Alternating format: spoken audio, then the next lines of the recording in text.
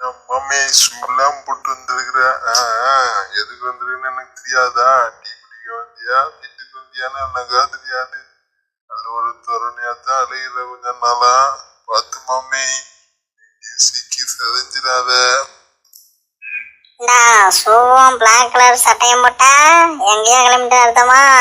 நல்லா பேச கத்துக்கிட்டடா. உன்ட ஷூ இல்லைங்கிறதுக்காக கேக்குறியா, இல்ல என் ஷூவை போட்டு நீ பீத்தலான்னு பாக்குறியா? உன்னைய பத்தி எனக்கு தெரியாதா? ஷோப் சட்டைக்காரன்னு நீ சும்மாவாடா சொல்றான். அதில் பார்த்தா கை காலெல்லாம் குச்சி மாதிரி வச்சுக்கிட்டு நீ பண்ணுவிய வேலை. அதை விட்டையா நான் பண்ணிட போறேன். உன்னைய பத்தி தெரியுமாமே. என்ன கேள்வி கேட்டு என்கிட்ட இருந்து ட்ரெஸ் அட்டை போடலான்னு நினைக்காத. ஒண்ணுமே நடக்காது. ஆனா இது என்னோட ஃபேவரட் ஷூ, ஃபேவரட் ட்ரெஸ். அப்படிலாம் இல்லடா. உன்னைய பத்தி கொஞ்சம் புகழ்ந்து பேசினா ஏதோ டீ வாங்கி தருவேன்னு நினைச்சுதான். எதுக்கு எனக்கு?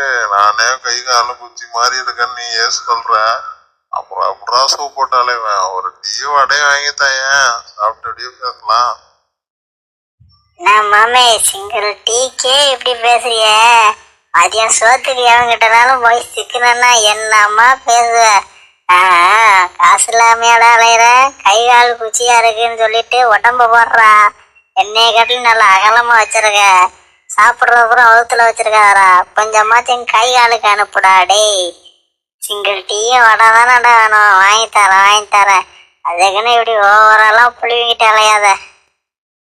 சரி மாமே, சிங்கிள் டீயும் வடையும் ஆர்டர் பண்ணு. என்னைய கட்டிலையும் நீ தாண்டா அதிகமா பேசுற.